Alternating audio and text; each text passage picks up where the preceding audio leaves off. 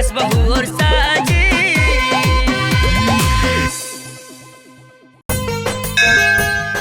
दुनिया अपन बेटी के कुछ भी माने, लेकिन हम अपन बेटी के अपना खातिर बहुत सौभाग्यशाली मानी नहीं। जब से पैदा भइल बिया तब से हमारी जिंदगी में बहुत तरक्की भइल। अरे ई सौभाग्य रहुआ लगे रहा, अभी सौभाग्य हमरे परिवार में आई। हाँ?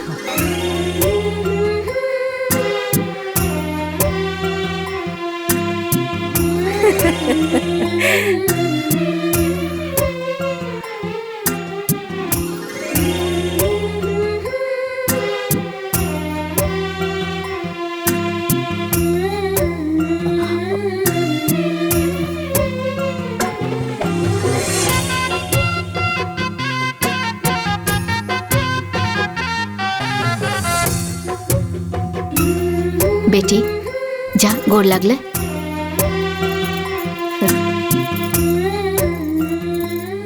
खुश रहा।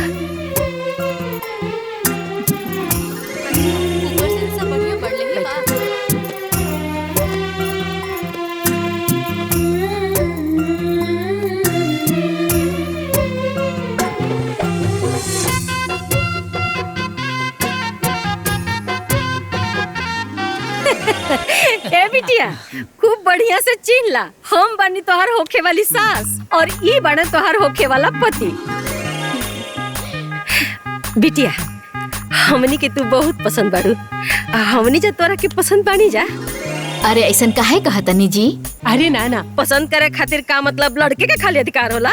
बोला बिटिया, पसंद बा त हाँ और नहीं के पसंद तो सीधा ना। देख ला, देख ला। अरे हमरा के देखे हाँ नहीं के करा भाई, करा के देखे इनके संगे जीवन बितावे के बाद। बोला बिटिया पसंद बाड़े ना?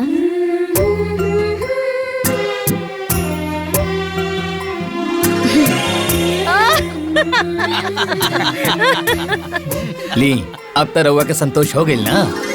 हाँ संतोष हो गइल। बस अपने दोनों बेटन की वीडियो कॉल पर दिखा दी कि हम अपन छोटकी पतो पसंद कर ले बानी। ओकरे बाद तो कुल बात व्यवहार आगे होगी। बेटा भैया की वीडियो कॉल कर ना। हम जनते बानी बेटा बहरे रहे लोग तो तनी इतना जल्दी में ना आ पाऊ ना, तो हम कल के रो वीडियो कॉल पर तोहनी के दिखा देम। इला माई। हाँ। प्रणाम माई। खुश रहा बचवा, खुश रहा। ओनानियों के बोलावा। रुक माई, हम सबके दिखाओ तनी माई, सबके दिखाओ तनी। ए बैजंती, अरे संतोष के शादी के दिखाओ की होता हो, जल्दी आवा, वीडियो कॉल बा माई के। ए श्रीलता, हेमलता, श्री प्रकाश, जय प्रकाश, अरे जल्दी आवा हो, माई के फोन आइल बा, जल्दी आवा। ए श्री प्रकाश, अरे जल्दी आवा हो, जल्दी। अरे आके देखा, अरे आके देखा। ए तू लोगन आवा, सब आवा, देखा आवा। अरे अम्मा जी बाड़ी ना? देखो तो ए अम्मा जी तनी कैमरा सामान में करी। अच्छा रुकर। अरे ए देवरानी जी, अरे चेहरवा तनी ऊपर उठावा, देखा हमनी दोनों जनी तो हर जेठानी है सर। आय हो दादा, बड़ा बढ़िया रूपा हो। हाँ अरे ए देवर जी, रउआ जीत गई नी जी। ए माई, हमनी के तरफ से तो ओके बा। हाँ ए अम्मा जी, हमनियों के देवरानी पसंद किया। उनको पसंद जरूरी बा। ई हवे ई घर के सबसे बड़ बेटा जय प्रकाश, और इनकरी पत्नी है बैजंती, और ई हवन ई घर के मझला बेटा श्री प्रकाश, और इनकर पत्नी है श्रीलता। दोनों सगी बहन बाड़ी लोग, और इनकर एक एक बेटा बाड़े, चुन्नू और मुन्नू। अच्छा भैया, ये रिश्ता हमनी के मंजूर बा।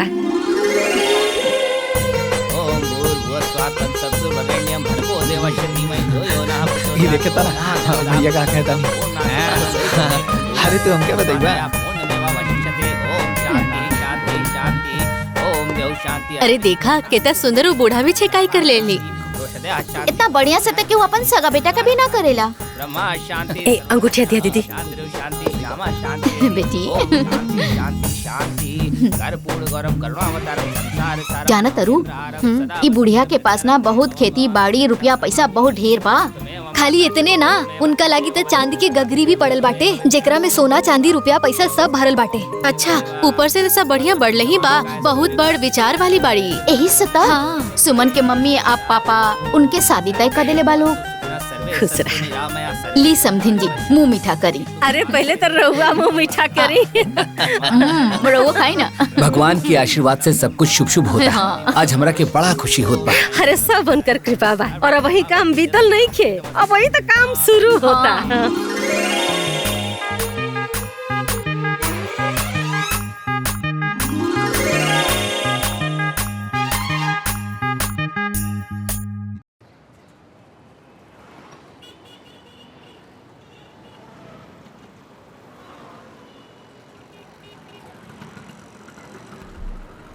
अरे बस बस बस, रुक दा।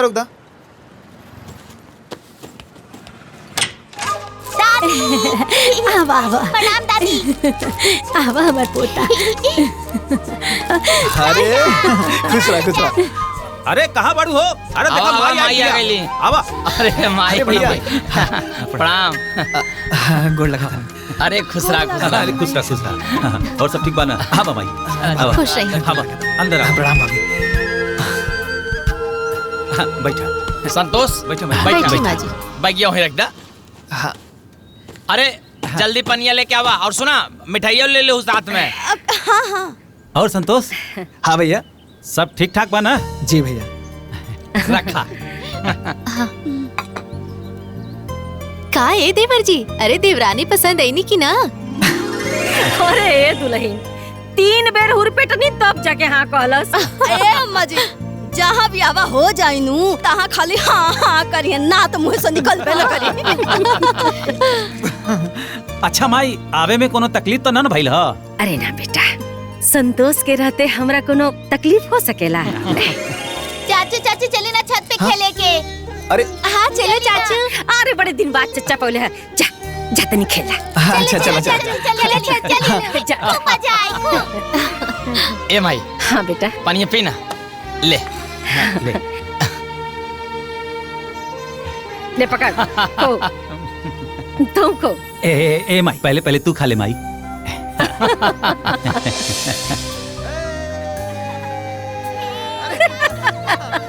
देखो देखो बहुत दिन बाद पौले लड़का के देख कैसे लड़का नियर खेला तो खुद है। और घरों में न बचवा दिनवा भर में 10-12 बेर नाम का नाम लेत रहला। अच्छा माई, ब्याहे के कौन दिन फाइनल कइले बड़े?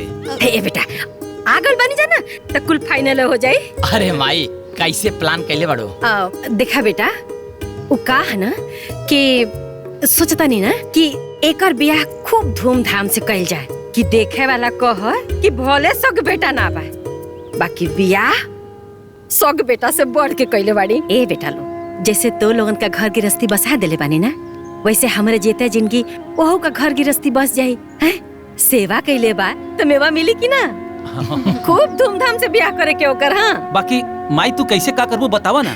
ए बेटा देखा, सोचले बानी ना कि 11 थान गहना 51 गो साड़ी पतोहिया के, बक्सा अलमारी पलंग इकुलता नया किना जे ओकरा के। और रहल बात गाड़ी के, तो बात का बात बा माई एहमे तो 10-12 लाख रुपया लग जाई। हाँ बेटा लौकी तो का करे के लगावल जाई। बाकी माई तू जैसे कहबू ना माई, वो सब ऐसे ही हुई। बाकी एगो बात सुना ना माई। हाँ बोला ना। तू कहा कि संतोष तो हर बात सुने ला माई। हाँ माई उ संतोष के कह दे कि उ अपन हिस्सा के जमीन हमरे नामे लिख दे, जितना पैसा लगी ना कह दिया जाई। इतना पैसा कैसे खर्च किया जाए? अम्मा जी, यह महंगाई में जनते बाड़े की पैसा कैसे आवेला, और एक एक पाई जोड़ के शोहर बाजार में कैसे रहतानी हमनिए के जानतानी। हाँ ये अम्मा जी, ऐजा के लोग ना सवेरे निकलेला और रात में आवेला, और दिन भर ठठौला के बाद तब जाके 2 पैसा मिलेला। अरे ये का बोलता रहा सरे? करे जवन लइका अपन पूरा जीवन हमारा पर लुटा देहलस, ओकरा ब्याहे में जौन हम पैसा खर्चा करतानी ओकरा एवज में हम ओकरा से जमीन लिखवाई रे। हैं? अरे हमरा में कीड़ा पड़ी रे मुआला पर। थूकी दुनिया। अब माई वो कहा ना माई, पैसा कोनो कागज के टुकड़ा तो हो ना, केहू आदमी पर ऐसे ही लुटा दिया जाए। का कलिया? वो केहू बा? वो तोहनी खातिर केहू हो गल बा? करे जवन लइका अपन रोवा रोवा हमरा में खपा देलस वो केहू बा? जवन लइका हमरा के भगवान से भी बढ़ के मनलस वो केहू बा? अरे तोरन के का पता कि हम कैसे जियतानी, कैसे खातानी, कैसे रहतानी, कुछ पता बात होनी के नहीं के ना? स्कूल का ख्याल लइका रखा था तो केहू बा?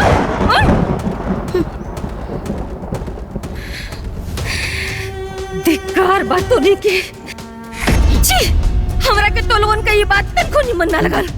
माई वो कहा कि तू माई अपना हिसाब से सोचताड़ू, बाकी हमने सब अपना हिसाब से सोचता नहीं ना माई। अब इतना पैसा केहू पर कैसे लुटावा जाए?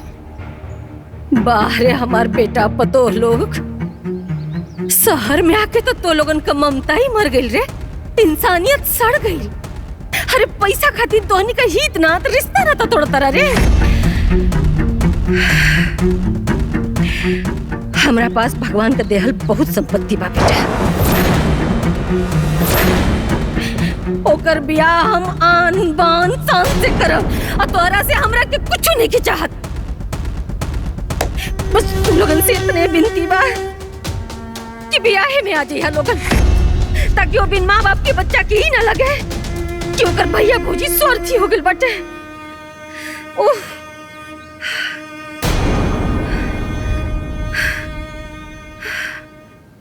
श्री प्रकाश, हमनी माई बेटा की जाकर टिकट निकाल दे।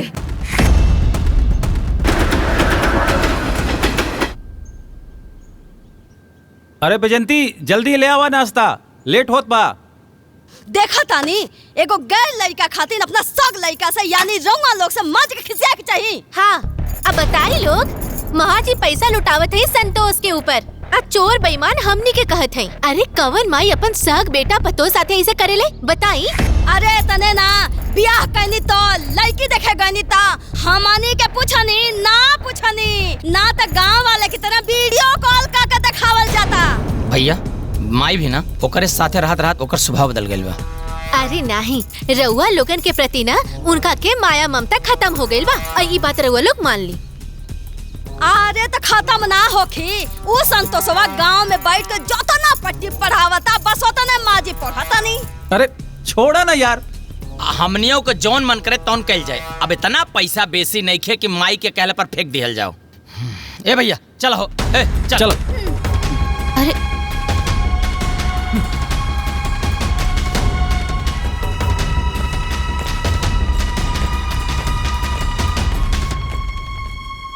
अरे ये दू के दोनों जन अपने माई के ममता में मंद बुद्धि हो गल बारे एकदम से। अरे दीदी, अगर हमने इनका के ना समझाई ना तो ये लोग अपन मेहनत के कमाई और अपन संपत्ति वो बुढ़िया और लालची देवरा के दे दी। कहो कलवा पे पाठ यादव का लिखले बाड़ा, पाठ मिश्रा हो ना। अरे तार काट के ठीक करा। अरे खाली कार्डवा लिखब लोग, ले गरम गरम चाय पी ली। अरे पहुना, अपना जीवन में रउआ कितना बरात कैले हो खब? बाबुआ हमके याद त नहीं बा, तब्बो 1000 से तो ऊपरे होई। अब दूसर का देखे के बाद देखा ये घर में देख ला। संतोष के बड़का बाबूजी के बारात कैनी, संतोष के भाई जयप्रकाश के बारात, श्री प्रकाश के बारात, और अब और संतोष के बारात। अरे मामा, फूफा की उम्र देख के तो क्या नहीं बुझात? शिव प्रकाश के ब्याहे में रउआ तो लौंडा साथे नाचले रहनी। अरे तो अभी कौन बिगड़ल बा, छमक छलो बन के आओ तोहरो साथे नाचब हो।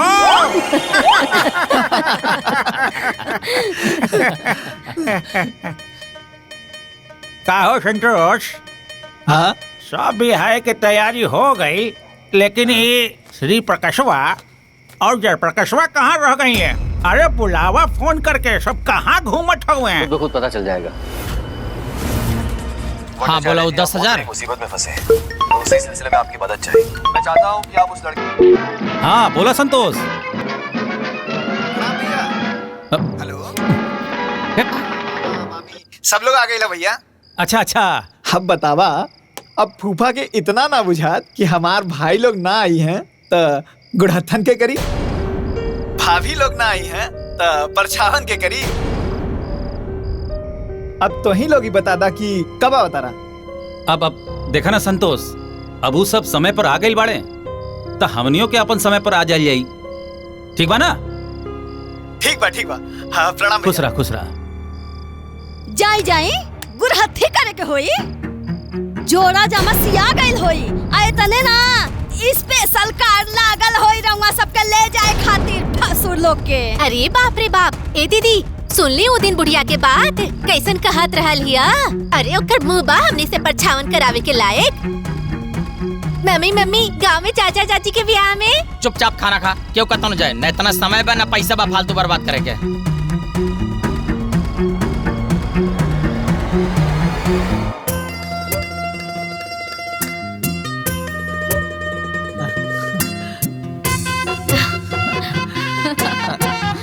आवतानी बुढ़ो के बोला के। भाई देखा, अरे रोम होम दही हल्दी अब बिल्कुल हमरा के ना लगी। हाँ बता दे। काहे ना लगी? हाँ। अरे रउआ के स्पेशली रंगे के लिए आइल बानी। मनोरंजन में अरे लगवा ठीक ना होई। रंग जाए। यही खातिर हम ना आवत रहनी। हाईली बढ़िया लगा। हाईली नहीं हल्दी लगावे से पहले इन नौटंकी शुरू कर देली। हो गइल मैं लाडू तोड़ा हमरा साथे। अरे चलिए आई हाँ। हमरा साथ आई। चलो बाबा। क्या संतोष, अरे तो हर बड़की माई नहीं दिखाई देता रही। माई अरे अभी यह तो रहनी माई। माई माई माई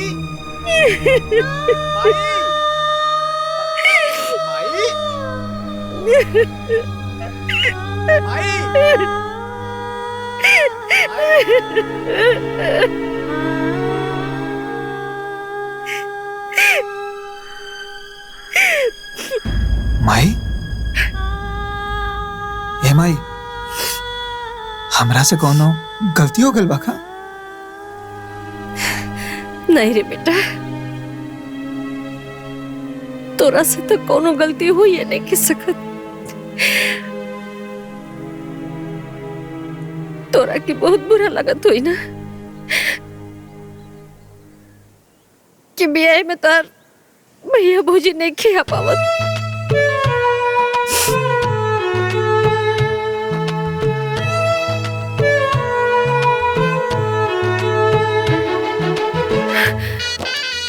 हमार बात सुन गोरका। गोरखा नाम आई संतोष बोला। ए बेटा, हमार बात ध्यान से सुन। तोर बाबूजी हम, तोर माई भी हम, तोर दोनों भौजाई भी हम, तोहर बड़का भैया भी हम और तोहर मझला भाई भी हम। आइल बात समझ में? हाँ। बेटा, भले हम तोरा के अपने कोख से पैदा नहीं किए,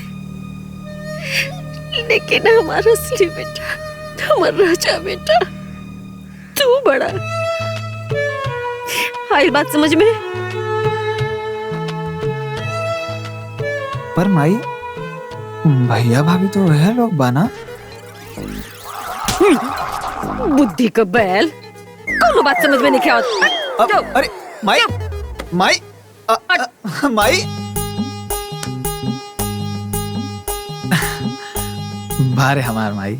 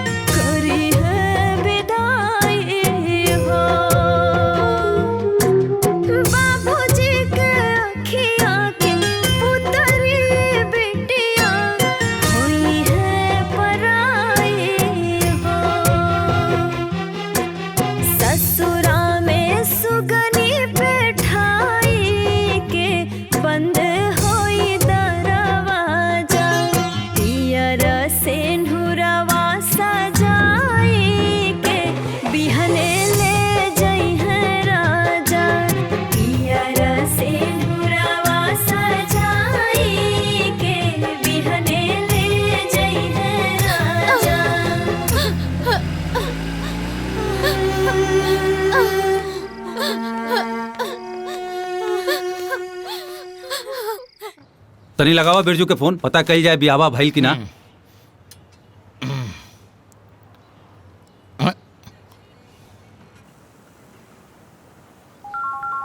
अचानक के कर फोन आ गई।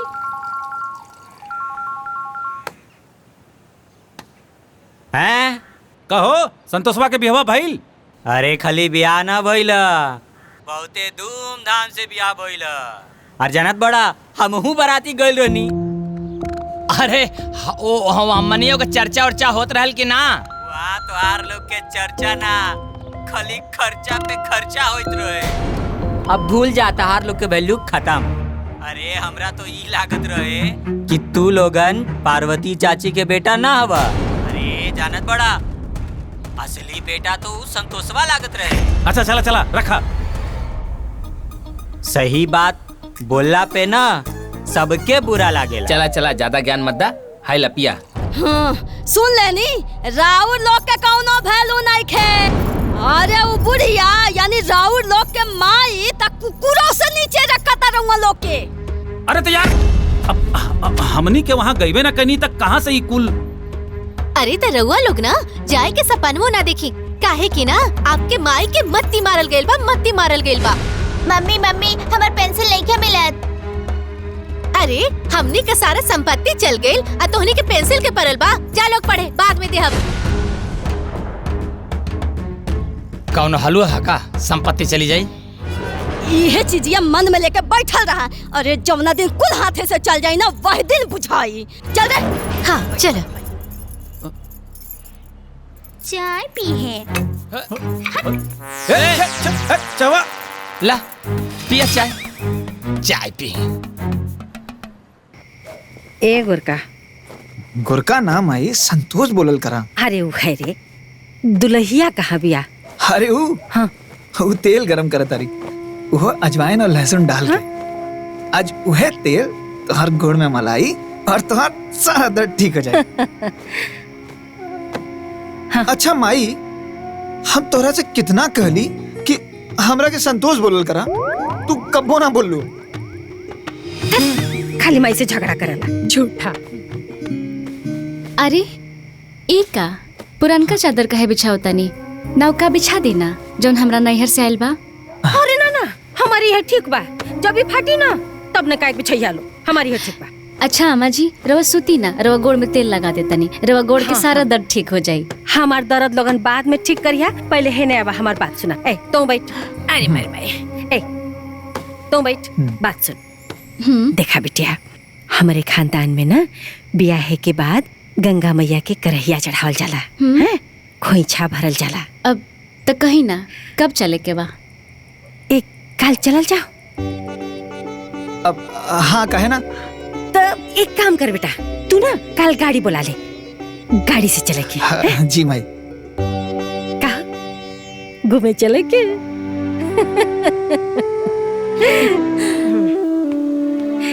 चल चल नहीं तो देरी हो जाए। अरे गोरका जल्दी आ रे, देरी होता। चल चल चल आवता नहीं माई। बैठा बैठा। ए गोरका, अरे सैतिया बीत जाई, चल रे। हाँ माई। गोरखा नहीं माई, संतोष बोलल करा। हाँ, चल चल के बढ़िया बनकर। रुका पहले दरवाजा जल्दी। बंद करी। ये होगा। आओ। हाँ ये हाँ। धर धर जल्दी धर। रख दे ली। सैतिया बीतल जाता। जल्दी जल्दी बैठ बैठ। चल चल चल चल भैया। ये लोग कहाँ निकल गए?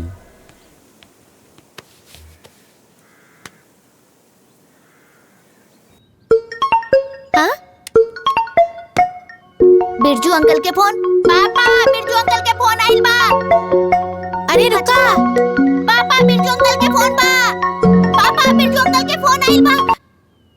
पापा पापा बिरजू अंकल के फोन आइल बा। अरे तो फोन उठाओ, स्पीकर पर कर। का हो बिरजू? हरी तोहार माई अपना सगा बेटा और पतो के लेके कहीं गैल बानी। का मतलब? अब का मतलब ये हम कैसे बता सकता नहीं? देखा हम देखनी हा तो सोचनी हा कि तू लोग के बता दी, ताकि तू लोग सतर्क हो जा। तू लोग खुदे पता कैला, बुझला ना? हाँ ठीक है, रखा तानी। अरे का मतलब बाना हम बतावत है। गइल हुई अपना जमीन ओकरा नामे करे। अब दोनों जनी बैठ के घरे में झाल बजावा झाल।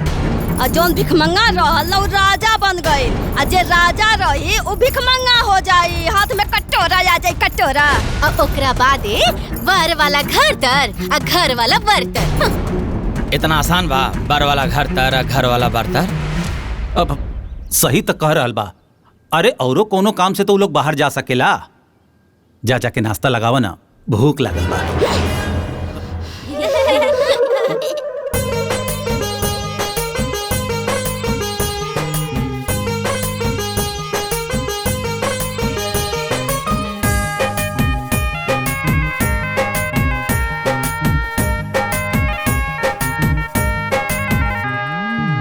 जुड़ा जुड़ा पिया रे सिनुर टिकुलिया रौरा चरण में चढ़ाई। जुड़ा जुड़ा पिया रे सिनुर टिकुलिया रौरा चरण में चढ़ाई। हे गंगा मैया करिले राउर पुजाई, करिले राउर पुजाई। हे गंगा मैया करिले राउर पुजाई, करिले राउर पुजाई।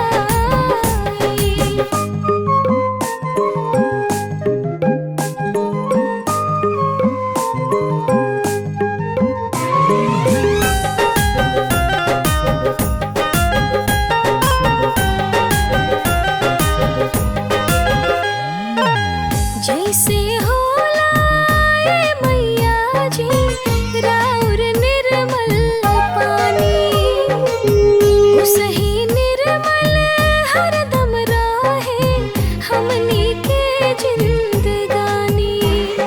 हमरो मनोकामना पूरा करीना, हमरो अचरवा खुशी से भरीना।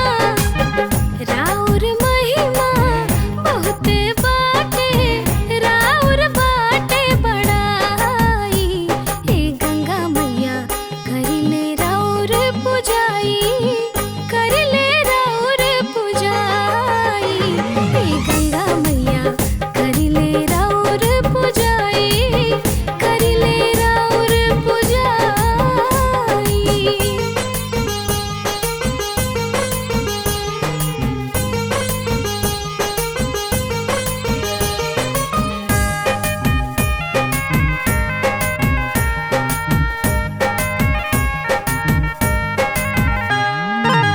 जैसे अविरल राउर धारा अविरल बाहे जी,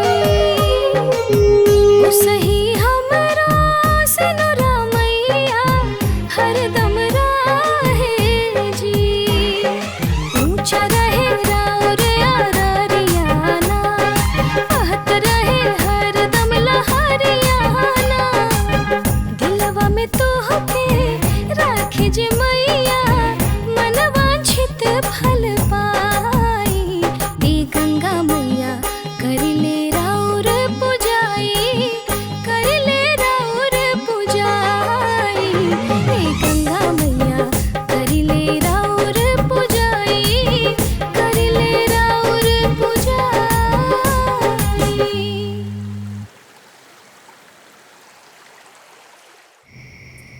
घी डल्ले बाड़ू ना? हाँ। अब अम्मा जी दूध अभी लिया दे कि खाना खैला के बाद पिए? बाद में पिया। अच्छा। ए तुम खो। अरे माई तू खाला, हम बाद में खा ले। अच्छा दुल्हन। हाँ ये का खाना लगावा था। अच्छा आओ। सुना अचार मत दिया करा के, अचारे का बड़ा शौकीन लइका बाई। बैठ। अच्छा ठीक बा। ला हाथ धोआ।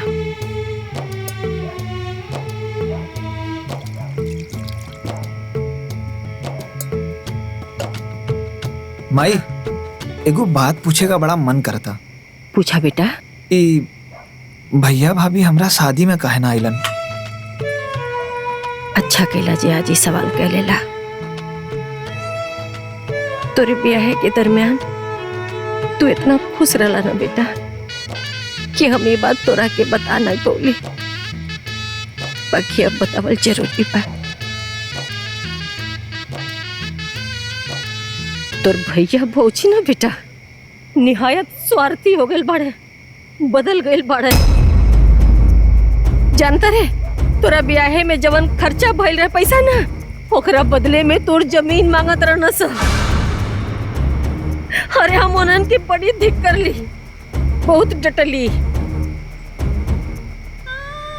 ये बात सुन के हमरा के बड़ी सदमा लगल बेटा। करे हमरे कोख से इतना नीच विचार वाला लड़का पैदा भइल बड़ा सा। धिक्कार बा हमरा के। वही दिन हमरा दिल से उतर गई ना और एकदम त्याग दे ली। और वही दिन ही फैसला ले ली बेटा कि हमारा असली बेटा तू बड़ा, हमारा असली पतो ई बाड़ी। ये घरे का जितना भी जवन भी संपत्ति बा ओकर मालिक तू बड़ा और ये घरे का मलकिन ई बाड़ी। माई पर भैया भाभी लोग तो उहे लोग बा ना। हाँ बात तो सही करला, भैया भाभी तो उहे लोग बाड़े। इन्हें आवा दुल्हन। हाँ थाली उठावा, उठाला। आओ हाँ आवा बेटा आवा, है नहीं आवा। हाँ आओ।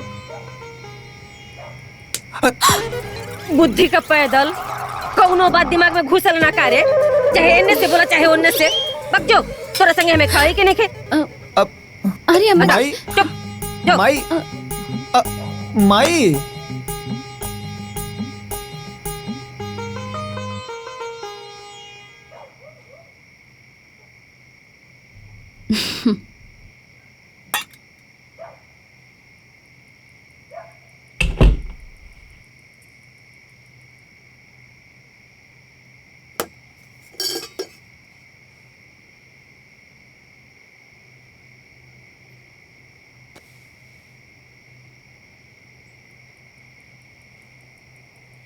ए जी।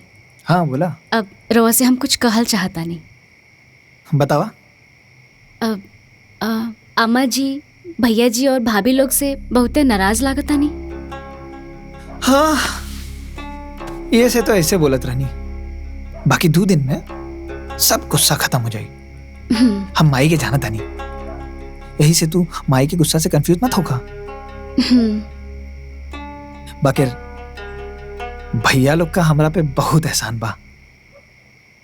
तू हमेशा भैया लोग के इज्जत रखिया। इहो कोनो कहे वाला बात बा।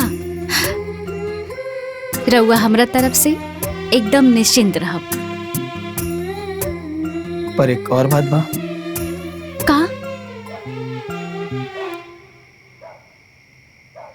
इहो कहे के पड़ी।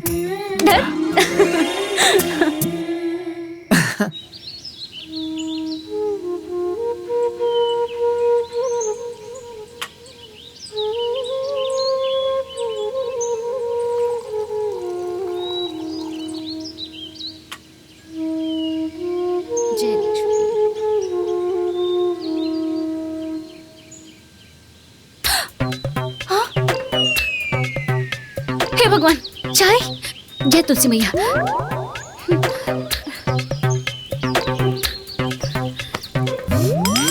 अम्मा जी कहाँ बानी? चाय बन गइल बा। कहाँ बानी? अरे ई अम्मा जी दिखाई नहीं दे। दरवाजा भी बंद बा। अभी ले सूतल बनी का? अम्मा जी, अम्मा जी, अम्मा जी। अरे अम्मा जी 8 बज गए, अभी तक सूतल बनी रहुआ। उठी ना अम्मा जी, उठी ना अम्मा जी, उठी ना। ए अम्मा जी, अम्मा जी।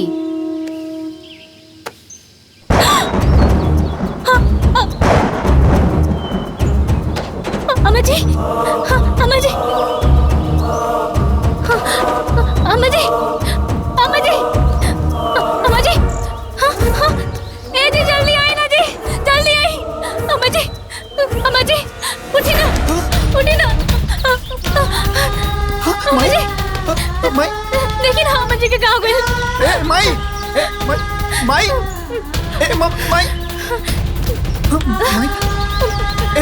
अम्मा जी, अम्मा जी, अम्मा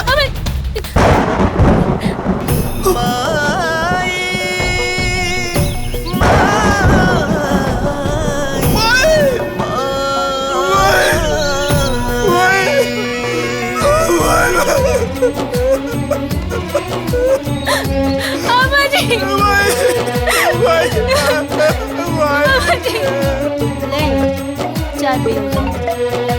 उठाई मत एकदम, रखे फोन। अरे कितना निर्लज बा हो कि कॉल पे ब्लॉक कइला के बाद व्हाट्सएप पे फोन करता, ओह पे ब्लॉक करी तुरंत। मजला भैया भी फोन कर दिला। एक काम करी ना, छोटका भैया को फोन लगाई। अम्मा जी,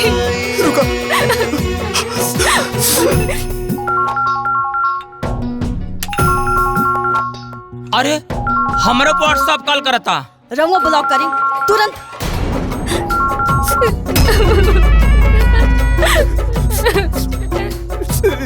वो फोन काट दिला। एक काम करी, छोटकी दीदी को फोन लगाई, लगाई ना। अम्मा जी,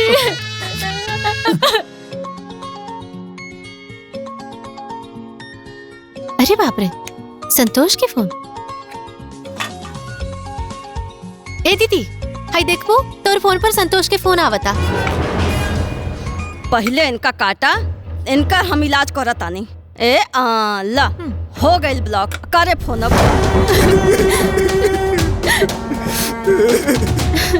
कहो भैया, संतोषवा पगला गइल बा का? सबके फोन पे दनादन फोन चाप रहल बा। अरे वो लोग ना ही पगलाइल बा, वो लोग हमनी के पागल समझता, समझनी ना?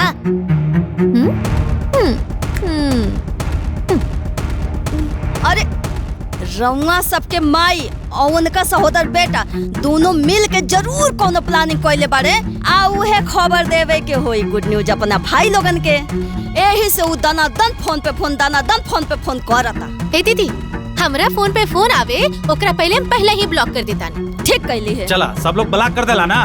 हाँ, बहुत बढ़िया। शांति वनस्पति शांति वसुदेवा शांति ब्रह्मा शांति सर्वदम शांति शांति शांति रामा शांति देवी ओम शांति शांति शांति। अरे इतना बिरजू के वीडियो कॉल आवता हो। उठावा। अब 2 मिनट रुका भैया, तो टिकट बुक कर दे। का हो बिरजू? का हो संतोषवा तोहरा के फोन कैले रहला हा? अरे मर्दवा, तू कौने आदमी के बात करत बड़ा हो? अरे ओकरा से तो नफरत हो गइल बा हमनी के, नफरत। अरे आवत रहल फोन उनकर हमनी के मोबाइल पे, ब्लॉक कर दिहल गई। अरे ब्लॉक काहे मार देहला? जानत बड़ा तोहार माई मर गई। हाँ देखा।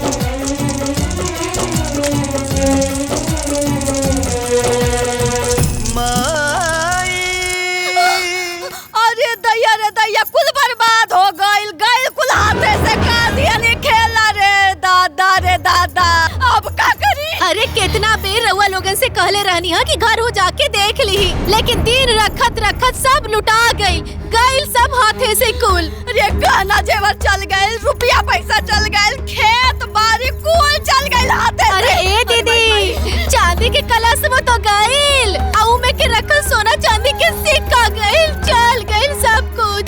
अरे गइल हाथ से।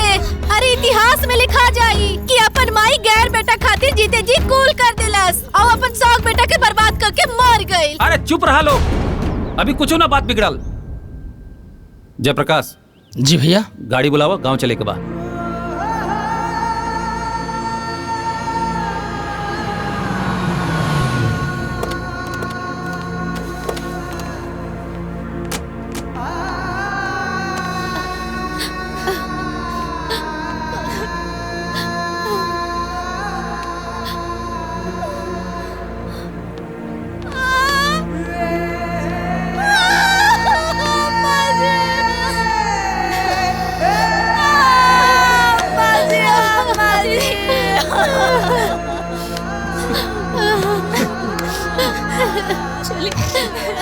ए बेटा, होनी के टाल सकेला, जोन होए के रहल हो गई, चुप हो जा। हर बेटा के माँ बाप एक दिन छोड़ के चल जाले, इतना उदास नहीं क्यों हो के, चुप हो जा बेटा। अचानक से ये सब घटना कैसे हो गई संतोष? हमरा खुदे समझ में नहीं आवत भैया। माई एकदम ठीक रहनी, ना दवा चलत रहे, बुआ जी ना तबीयत खराब रहे, और ना कोनो दर्द तकलीफ रहे, एकदम अच्छा से बात करत रही। पता नहीं ऐसा अचानक से का हो गई, हम हरदम माई के लगे रहत रहनी। बस वो दिन हमरा से नाराज होकर गई नहीं, हमेशा हमेशा खातिर हमरा से दूर हो गई नहीं।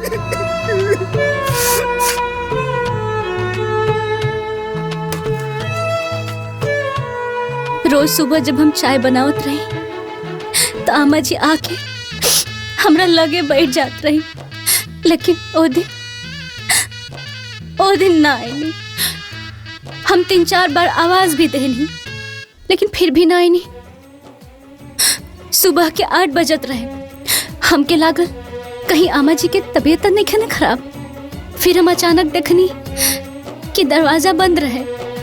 फिर हम चाय बनावल छोड़ के आमा जी के लगे गईनी। वहाँ के 3-4 बार जगवनी, लेकिन फिर भी वहाँ के ना उठनी। फिर से हम जगवनी, तब तक अचानक वहाँ के हाथ दम से नीचे गिर गए। फिर हम बहुत घबरा गए रही। फिर हम यहाँ के आवाज देनी, यहाँ के आईनी, आमा जी के हाथ पैर के छुके देखनी। तब तक पता चला कि आमा जी हमने के बीच ना रहनी। अरे आमा जी कैसे छोड़ के चली गई आमा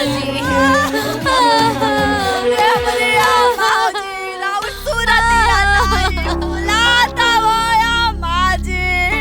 अरे रवा मीना घरवा काटत है आमा जी। हमने के छोड़ के कहां चल गइल आमा जी? रो रो के जान देले से वो वापस आ जाइए का?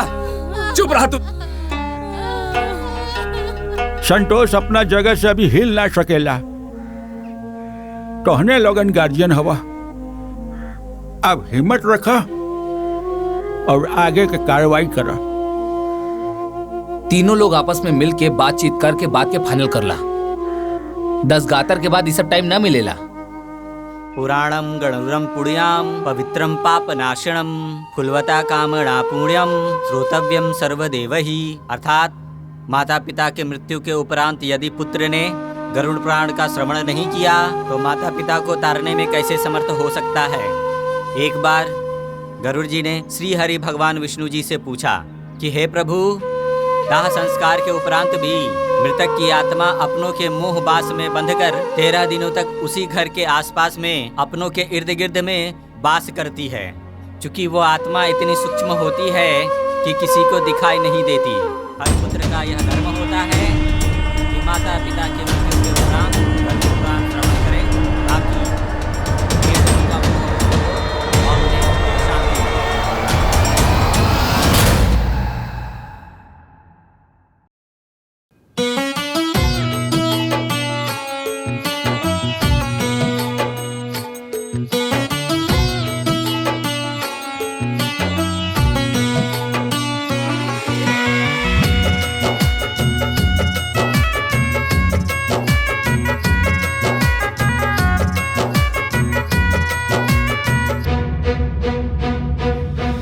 ते छोड़ के गईले तोर कमी ना होई पूरा रे माए ते छोड़ के गईले तोर कमी ना होई पूरा रे माए तोरा बिना जग में रहे अधूरा रे माए तोरा बिना जग में रहे अधूरा रे माए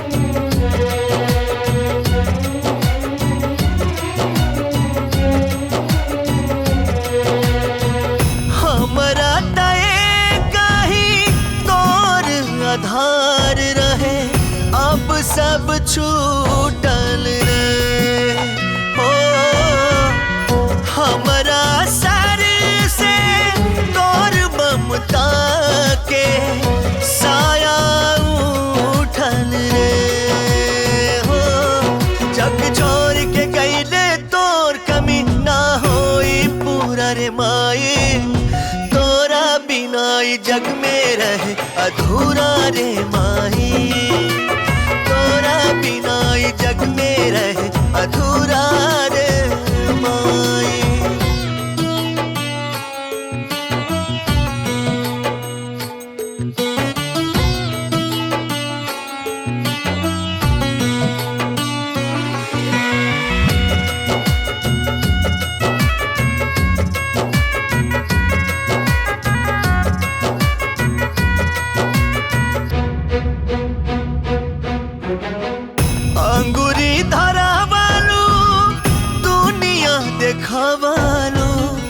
छोड़ के चल गई हो जन्म से हमारा जुड़ल नाता तोड़ के चल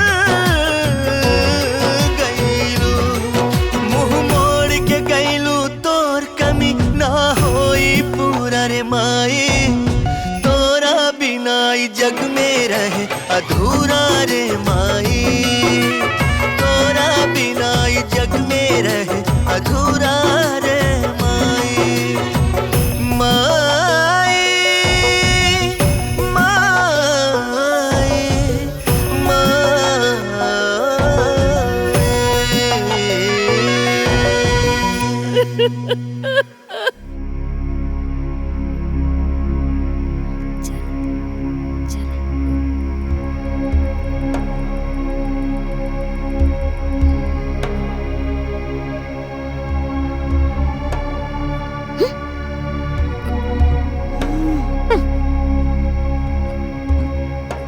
संतोष, हे संतोष।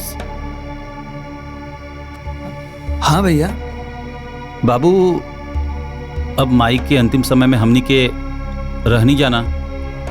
अब अगर माई के कोनो अंतिम इच्छा रहल होके तो बतावा ना। माई हमरा से भी कुछ ना कह पाऊनी। अच्छा, माई के साथे तू दोनों जना रहत रहला ना? तो माई के गहनवा, जमीन के कागजात और बैंक के पासबुक और चांदी वाला कलशवा कहाँ बा? का भैया, ये सब बात करे के यह उचित समय बा का? हाँ? बाकी जानल जरूरी बा ना हो? हाँ तो जान जाई बानू, काहे घबराता रहा? कहाँ ले रवा लोग के आमा जी के बढ़िया से श्राद्ध करे के बारे में चर्चा करे के चाहिए, बढ़िया से उत्तम कांड करे के बारे में बात करती, लेकिन रवा लोग आवते ही धन दौलत जमीन जायदाद के बारे में बात करे लगनी। दुल्हनिया ठीक कहतिया, अभी इस सब के बात करे के का जरूरत बा? अरे श्री प्रकाश, ये सब तू का बात कर रहल बड़ा? अरे वो सब कहीं भागल जाता का? देखा भैया, ये सब धन संपत्ति, गहना गुड़िया, इस सब पर चर्चा अब सीधा श्राद्ध के बाद हुई।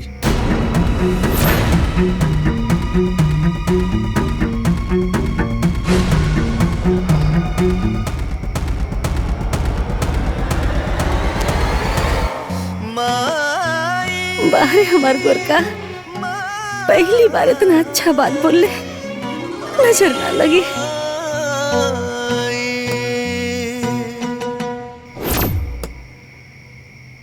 देख ल कमीनवन के कैसे बदल गईले हैं। अरे उन्हन के मन में बेईमानी समा गइल बा, बेईमानी। अरे सही कहत है दीदी, आई दोनों मरद मेहरारू के मिली भगत है। देखनी ना कैसे कहत रहले, जवन होई तो शाद के बाद है होई। अरे हमें तो लागत है ना कि दोनों मिल के बुढ़िया के नटाई दबा के मार डालने बारे। और जितना बेईमान होकर आदमिया पिया ना, उससे 1000 गुना बेईमान होकर मेहरिया पिया। और अगर ऐसे बेईमानी बुढ़िया के मन में रहल होई ना, तो ओका तो भगवान नरकों में जगह ना दी है। रउआ लोगन के भाईचारा निभावे के बा त निभाई, लेकिन हमनी के ना शाद तक इंतजार ना करब, बता देत हई। अरे तो का चाहत पड़ू? हाँ का करबू लोग? का करब? अरे हमनी के एक एक पाई के, एक एक संपत्ति के पता करके रहा। हाँ, अब का लगता रउआ लोगन के कि हम अपने संपत्ति पर वो दोनों भिखारी के राज करे देव का? अरे जमीन के पूरा कागजात, सास के गहना, चांदी के कलश और तो और बैंक के पासबुक, एक एक सामान घर से निकालब। और जैसे ही सराद खत्म होई ना, दोनों के घर से निकाल दे, पहले बता देता नहीं। अरे ऐसे कैसे निकाल दे? अरे उन्हन दोनों के तो लतिया के या घर से निकालल जाए। हे भाऊजी देखा, हमनी के झगड़ा झंझट ना कल जाए, ठीक बा? कहो भैया, गांव समाज में जौन मान प्रतिष्ठा इज्जत बा सब मिट्टी में मिल जाई। सही कहा तारा। तब ऐसन करल जाए कि सांपो मर जाए और लाठियों न टूटे।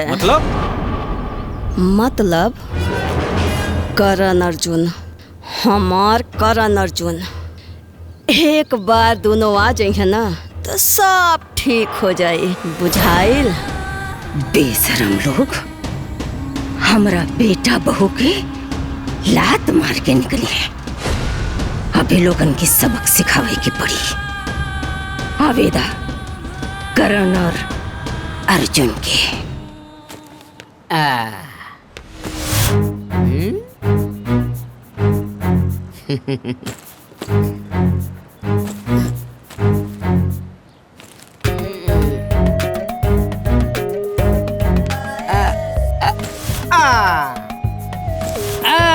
मोटे। हाँ भाई छोटू, चाहे केहू आई चाहे केहू जाई, खजाना के पता हमनिए लगाई। जिंदगी भर बुढ़िया कटला चानी और हमनी के बहन के कोयल बेईमानी। बतावा हो, ए पापियन के हम अपना हाथे बनौने खियौनी, अब हम ही बेईमान हो गइली हन खातिर। बाप रे मर गई रे बाप। का भइल? बदतमीज इंसान, कामीनों के खानदान काहे करता रे हमनी के परेशान? हल्फा मचा दे, गर्दा उड़ा दे, ऐसन घुसा मारब कि धरती धरा दे। ए छोटान, ज्यादा बोला मत, न तो उठा के फेंकब तो गिरबा गांव के बोहरी ना। हमनी के लाठी कब बार नहीं हजा हैं? जा दो भैया, चला चला चला। छोटू, बाकी लोगन के बाती पर ध्यान मत दे, सीधे खजाना पर ध्यान दे। मुटका तो समझदार हो गई बा। छोटू, खोजे के बाद खजाना और वो दोनों जाने के देवे के बाद सजा। पर जीजा जी के बनावे के बाद राजा। ओ, पेट हाथी के मुंह बाछी के। अरे मार मार मार, अरे बाप रे बाप, डंडा मार के कर दिया बखेड़ा रे। अरे पिछवाड़े के चमड़ू देड़ा रे। अरे तेरी माई की जगह तेरी बहन की हाँ कर। काय मले कदा, चल चल चल चल चल, काय मले तेरी बहन की, तेरी माई की, काय मले रे। खेला होता खेला होता खेला होता खेला होता खेला होता खेला होता खेला होता खेला होता बड़का खेला, खेला होता बड़का खेला।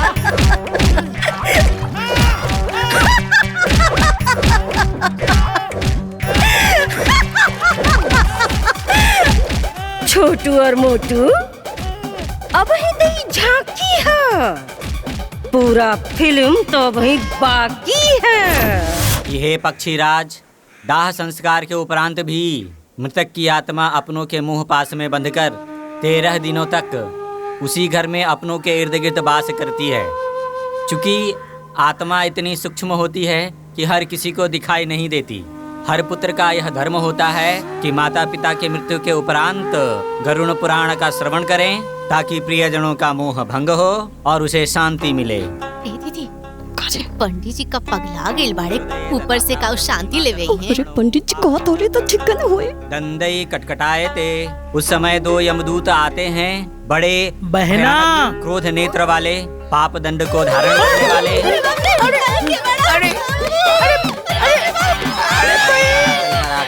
बहना हम मुटका। जीजा हमके पहचानत हुआ, हम तो सार मोटका। जीजा हम तहार छोटा सार। अरे अरे अरे जाई नहा ले। चल भीतर चल नहाओ पहले।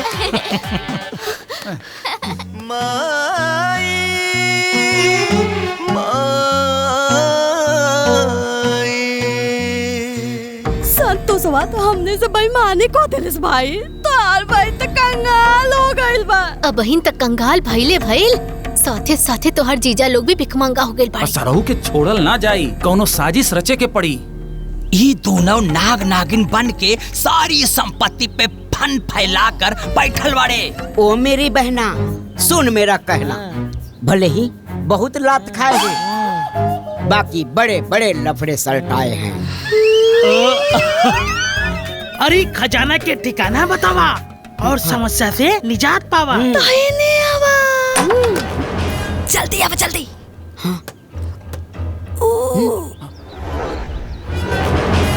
ओही चाबी में हमने के किस्मत बंद बा। लौकल। अच्छा, अब समझ में आयल कि इन्हन बेईमान का नजर कहाँ बा। सगरो खजाना बा संदूक में, आ संदूक में बा ताला, आ ओही ताला के चाबी बा हाउ टंगल बा। ओ बहना, बता तू कहाँ बा वो संदूक। देखा वो बा चाबी और वो संदूक। बहना सुन मेरा कहना, होके दे रात तब बनी कोनो बार। अच्छा इससे बीती श्राद्ध, वैसे होई इलाज। इलाज करी है? हमरा बेटा पतोह का इलाज करी है, ओकरा पहले तोहनी का इलाज हम करो।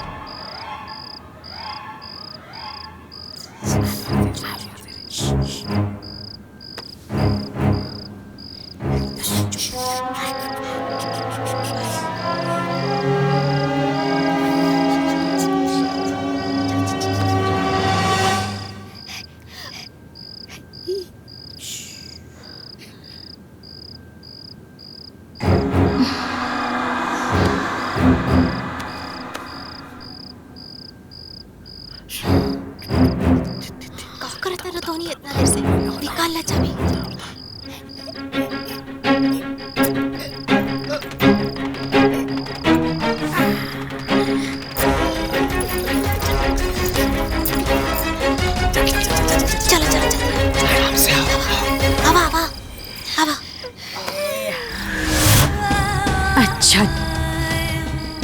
चोरी करवा। अरे बाप रे बाप, आता लगा था हमें पूरी दुनिया मिल गई। हाँ, अपन सोना चांदी मटका एजा से निकाल के हमनी के फरार हो जाएंगे। अरे सब चोरी के प्लान बनावता, अभी बतावता नहीं लोगन के। अरे आराम से, चुप चुप चुप।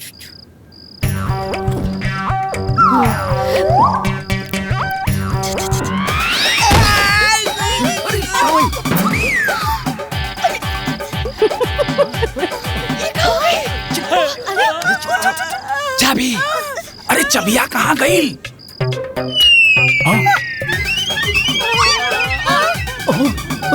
ससुरा बड़का शिकार करत रहला। पर एक ऊपर एक लगत खींच ला बचा। हे चुप चुप। हे पहले प्लान बनाओ कैसे चाबी उतरी। सोची कुछ।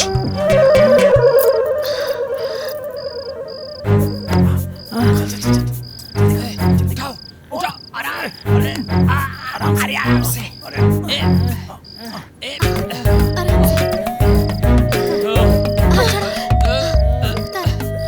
थोड़ा सा उठाओ नीचे से।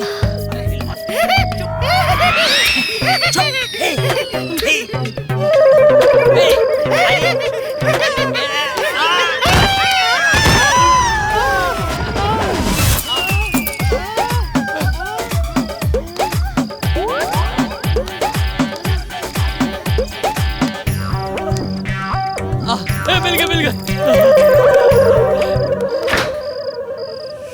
एकदम चुपचाप रहिए, चुपचाप। जलावा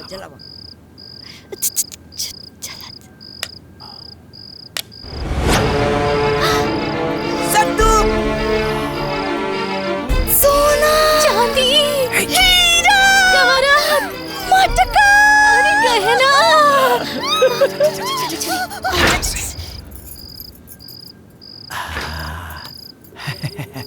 सास बहू और साजिश, सास बहू और साजिश, सास बहू और साजिश।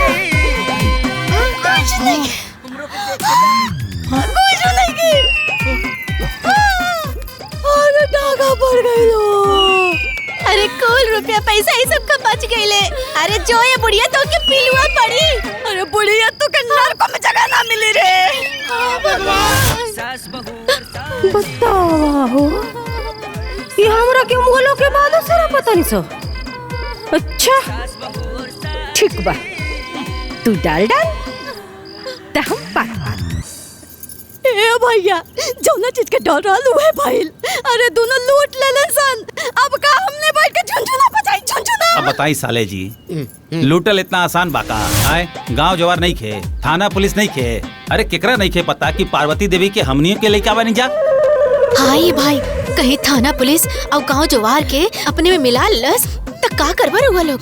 सर जी जैसे के तैसा बोटी बोटी काट के यही जा हमनी सब गाड़ दे। सारवा होगी संपत्ति के सुख। ए भैया, हमने के सास तो हमने के कंगाल कर देलस, बर्बाद कर देलस। अरे वो लूटरवन लूट के चल गइले। हमने के तो जीवन अंधकार में हो गइले ओ भैया। ए बहना, अपन भाई के करामाती खोपड़ी पर भरोसा रखा। फिर खजाना के स्वाद चखा। वो चाहे पातालों में होई, हम ओके कोड़ के निकालब। अगर आसमान में भी हुई ओकरा के फोड़ के निकालब। दीदी चली आई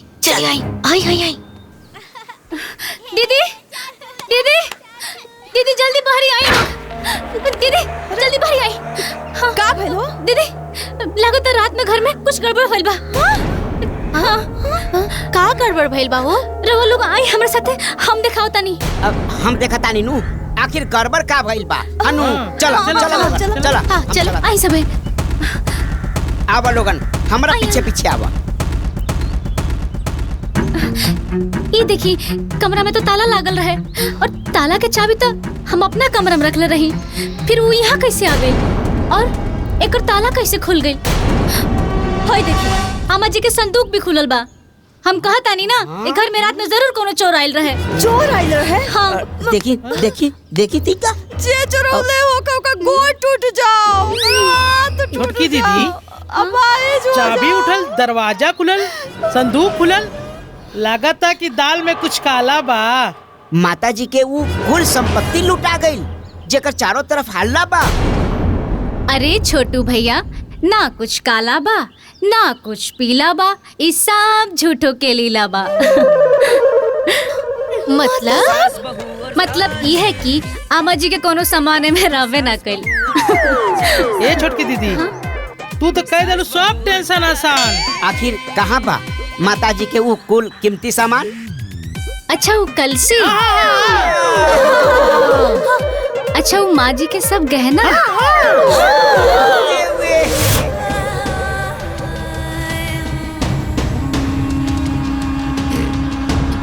वो सोने के सिक्का,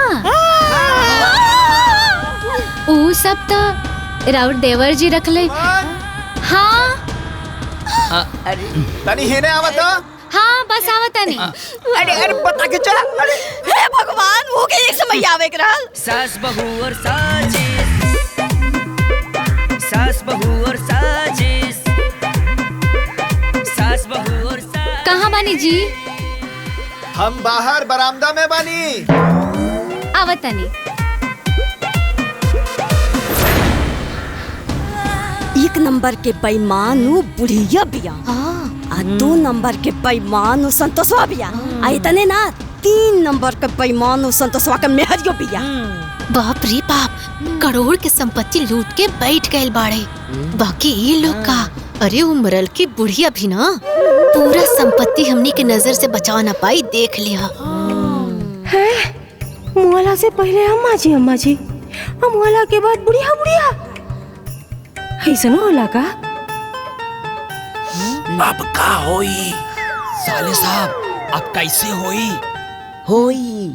होई बहना सुन मेरा कहना, ना चिंता ना फिक्र करियो, छोटकी के पीछे पड़ जाइयो। अब करे के बाजुबे खेल। अब होई उ दोनों के प्लानिंग फेल। गरीब माहौल तोहनी की जीना, निकाल दे तोहनी के पसीना।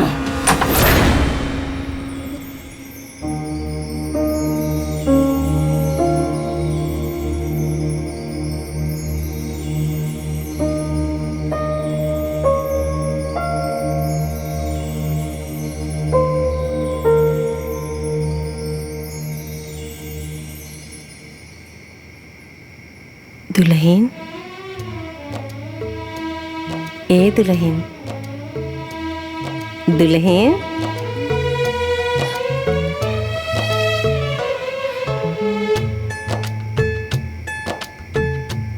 इतना अम्मा जी की आवाज है। हम तोरा से कुछ कहल चाहता नहीं दुल्हन।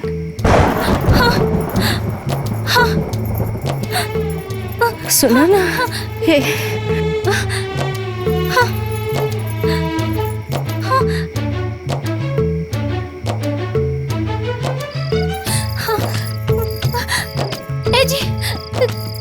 जी उठे ना। कहाँ बहन? हम अम्मा जी की आवाज सुननी है। हम क्या ऐसा लागल है कि अम्मा जी हमके बुलावत तानी।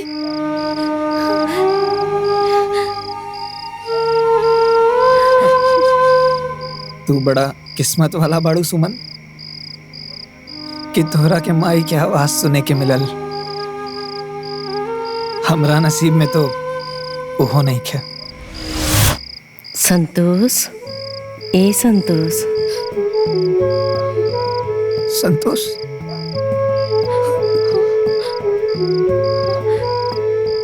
संतोष, माई, माई तुम हमरा के संतोष बोल लू? माई हमरा के संतोष बोल ली, हमरा के संतोष बोल ली सुमन, हमरा के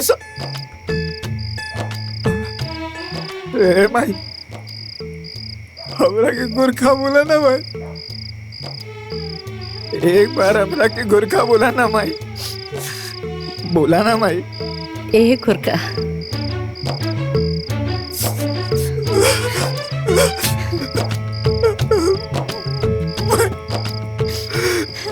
हमरा के गोरखा बोल ली। हम तोरा से कुछ बतावल चाहता नहीं बेटा। बतावा ना माई, का बोले के चाहता रू?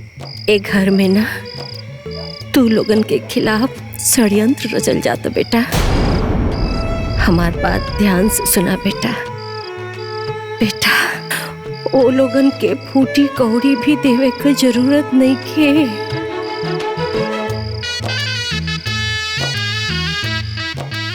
लेकिन माई, भैया भाभी तो वह लोग हुआ ना।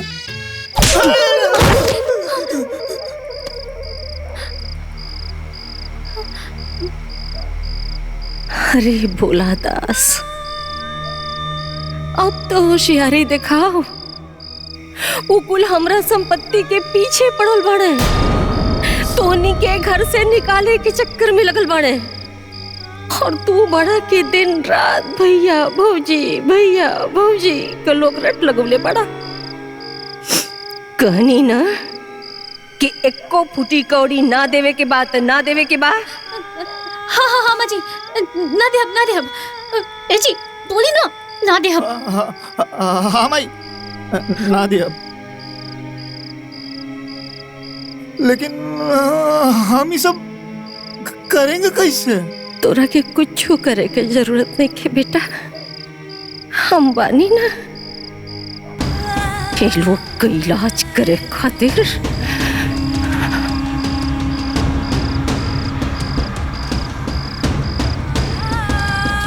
ठीक बा माई।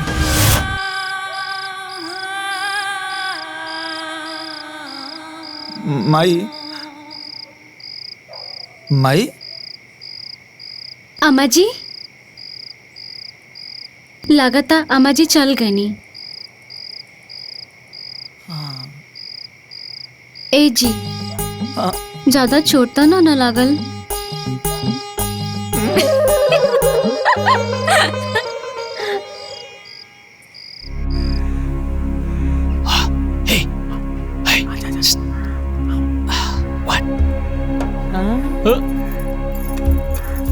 जाना तारू छोटको?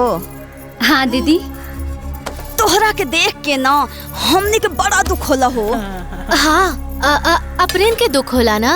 बिया होते माँ जी के साथ छूट गई, हमनियों के तोरा से कितना दूरी रही न सन। जाए दीदी, ये सब केकरा हाथ में बा। एगो बात पूछी छोटको? हाँ दीदी पूछी ना। ओ अम्मा जी के कुल गहनवा सन उ सब बा। उ जमीन के पेपर सब? अरे दीदी उहो बा। अरे ये सब तो हमरा सीधा साधा पतो के पीछे ही पड़ गए बड़े। कुछ तो उपाय करे के पड़ी।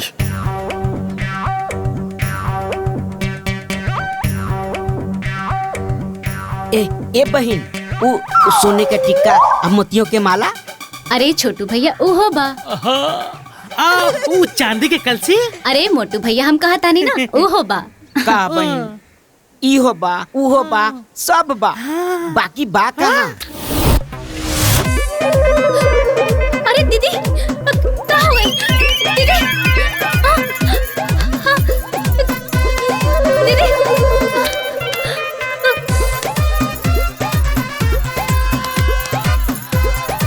हाँ अरे करंट।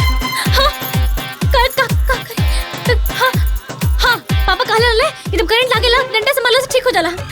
डंडा डंडा हाँ डंडा हाँ हाँ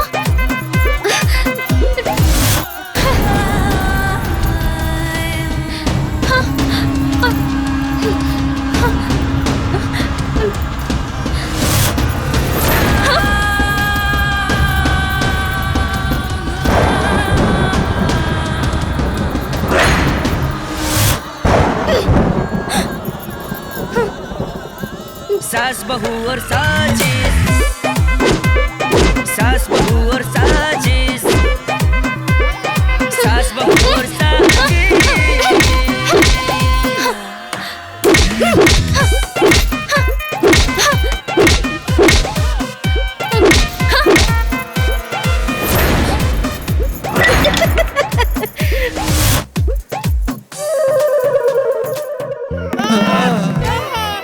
अरे माई रे माई, जान गए रे माई। अरे कुल दहिया का नसीहत तोड़ डाले बारे माई। अरे गतर दुखा तारे दादा। अरे दीदी ये सब हम जानबूझ के ना कहनी हा, हमरा के माफ कर दी रहुआ लोग। हम तो बिजली के तार पर मारत रहनी हा। ज्यादा मक्खन पॉलिश लगाउला के कोनो जरूरत नहीं के। गलती से एक बार डंडा लगेला, बार बार ना लगेला। दीदी हम सच कहतानी, कसम खा के कहतानी, हम जानबूझ के ये सब ना कहनी हा। अरे ताप का करी आइलू? अरे जो यहाँ से और तुड़बू का भाग भाग यहाँ से। अरे पूरा दहिया झरझराता। अरे अरे कुल दहिया के खुनवा खिंचा गई लो दादा। अरे पूरा दहिया जैसे हवा हवाई हो गई। भाग यहाँ से। अब क्या खड़ी बारे?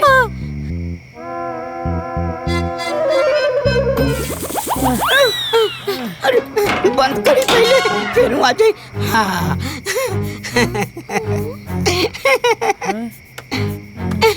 ए बहना, एक बात हमको याद आई। उस रूम में थी एक सुराही। कहीं उसी सुराही में तो सोना चांदी नहीं छिपाई? अरे हमारा भाई जैसा दिमाग कहाँ के हो पाई? सोना चांदी के पता ना ये दोनों लगाई। ठीक बा, आज राती के होई खुदाई।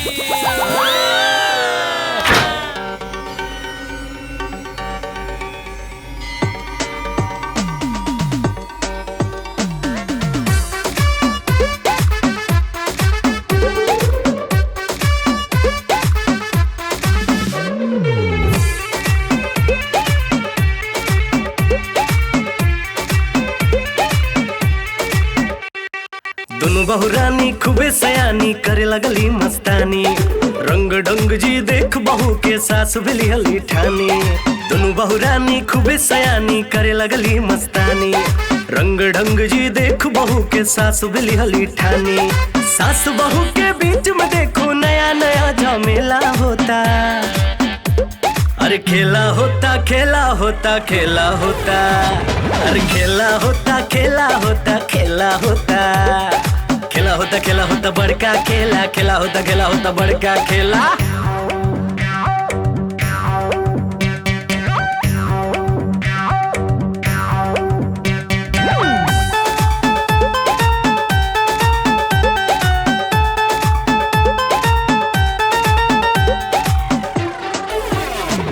सब लोग रात भर मिलजुल के खोज खोज बिन करता वे खुल खुल के। कब है बक्सा में, कब हो बक्सा में, कब ही कोठरी में, कब हो कोठरी में। कोठरी कोठरी कोठरी में बहुरानी लोग बाजना आवे हो। फिर सासू जी सबक सिखावे हो।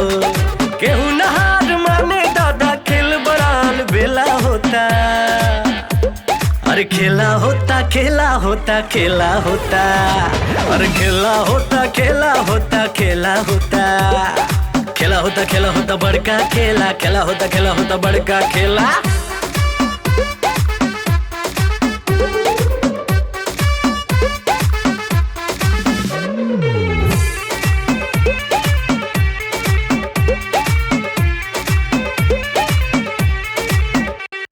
रात भर चले हंगामा जी। खोज खोज खोजे खजाना जी। कब घर के भीतर, कब घर के बाहर, कब ताखा ताखा दर्जा दर्जा बोरा बोरी में। अब बहु लोग के पलान अब फेल होता जी।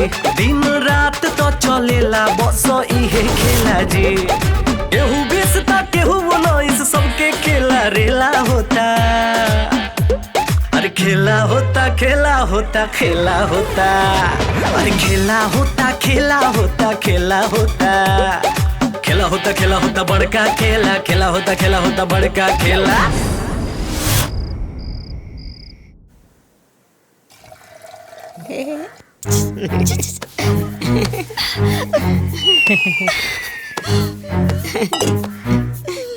ओ बहना, सुन मेरा कहना। हाँ भैया। चाहे एक होके, चाहे दो होके, चाहे होके तीन। जैसे ये लोग हमार बहन, वैसे तू हमारे को बहन। अरे यो कोनो कहे वाली बात है। आ हमनी के तो हाथ जेठानी ना बड़ बहन है सो। हाँ, ये छोटको, अरे पूरा घर के मालकिन तो ही हो ना। ना दीदी, रवा लोग के रहते हुए एक घर के मालकिन हम कैसे हो सकेले? देखो, इतना समझौले के बाद भी ई बकलोल एकरा के मालकिन को हतिया पिटी का चाहते। ये तो हमारा असली पता हो गया। हाँ दीदी, यो ठीक है कहलू। अब बतावा उ माता जी के कुल खजाना कहाँ रख लू? अच्छा, उ खजाना उ ता रवा देवर जी। हाँ? अरे ये लोग कहाँ चल गई? बतावा बतावा, अब की तरह के बताइबू? कहाँ चल गई लोग?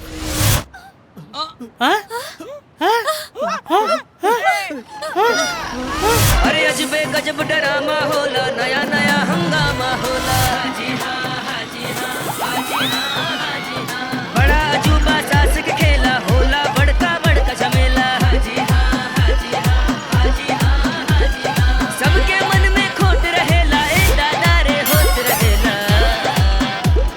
सास बहू और साजिश, सास बहू और साजिश, सास बहू और साजिश।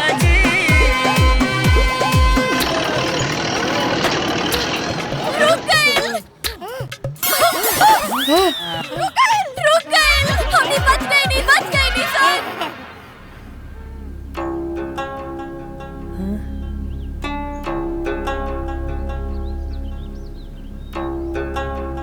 सुनो, धोनी के घर के पीछे 3 लग्गी दूर, 10 कदम दक्षिण, 3 कदम पूरब, जौन भी जगह बाना ओकरा 3 फीट नीचे एगो कलसी दबल बा। अब अरे चला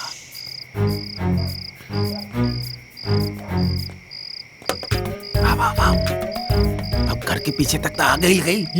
अब इसे 3 लगी आगे। हाँ, आगे बढ़। एहर। हाँ हाँ, चलो बस। 1 2 हाँ 3 देखो बस हो गई। 3 लगी तो हो गई। हाँ। अब 10 कदम दक्षिण। आवा आवा 1 2 3 4 5 6 7 8 9 10 10 कदम 10 कदम। रुका 3 डेंग पूरब। हाँ 1 2 3 आवा यार। साराम तोहर कदम चले टोई टोई करके यार आवा हटा। अच्छा ना बोला 1 2 3 आवा। हाँ यही बीचे में खोदा। केहू से ना केहू बा काम, बड़ा बड़ा प्लानिंग हरदम। हाजी हाँ, हाजी हाँ, हाजी हाँ। सभे चलावेला होशियारी, ना जाने कहो मर्दवा, पंडित झुझुटे ने ना कहला। हाँ इतना खोदल गई लेकिन अभी ले कुछ नहीं मिलल। हे भैया, हो सका था कि पहले जमीन खलार रहा हो और फिर से माटी भरा गई। इतना जमीन और खोदे के पड़ी ना। हाँ हाँ चल खोदा खोदा शुरू करा।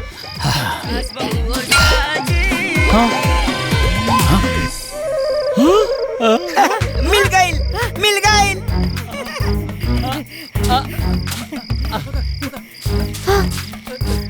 लाओ लाओ।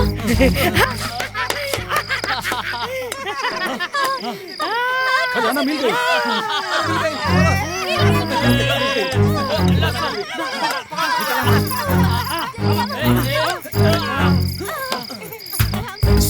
ए सर जी, कलसी लावा हेने लावा। ए काहे तू कल से ले? कल से मारे तो अरे मर्दवा बड़ा हम गलती हमार होई। ए बड़ा है मार कुदार लगे, पहले मार कुदार लगी बा।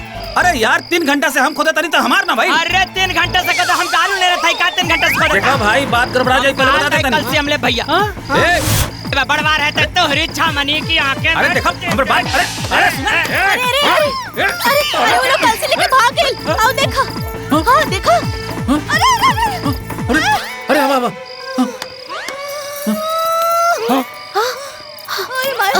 आ गई नहीं। चल चल चल चल चल। हाय देखा। अरे जाई थी। ए भाई ये तेरी दीवारी देख। हम कमरा में देखता नहीं। चल चल चल। हाय चल।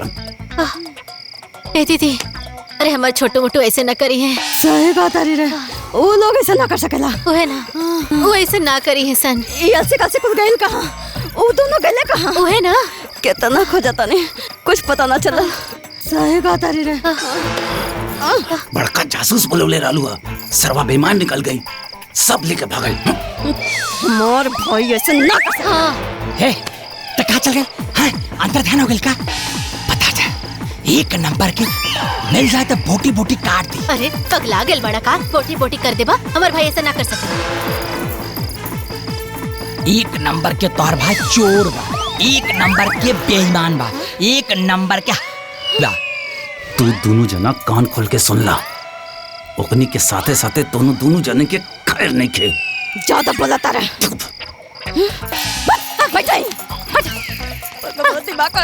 सरवा सब चल गई हाथे से। अरे हाथे माई धन चल गई। दीदी, अरे दीदी, अरे कहाँ बड़ हो? एजे तो बाटी ना। अरे ये कुल कामा, अरे वहाँ पे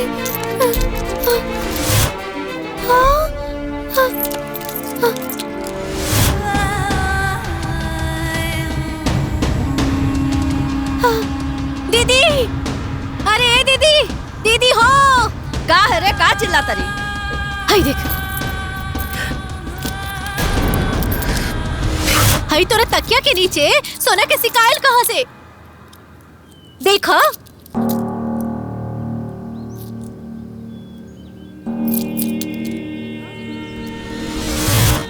अब मजा आई दोनों स्वार्थी बहन के। देखो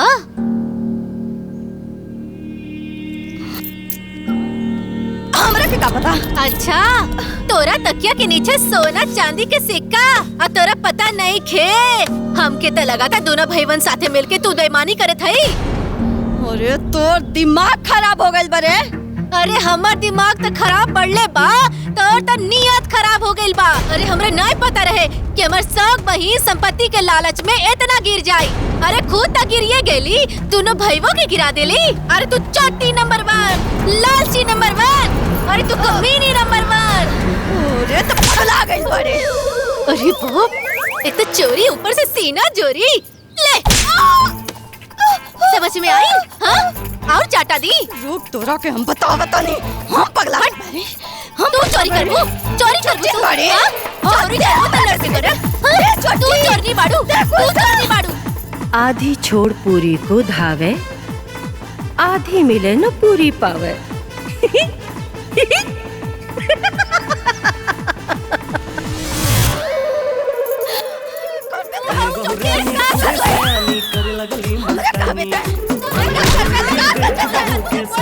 वाह रे जमाना, पैसा खातिर बहन बहन के दुश्मन हो गए।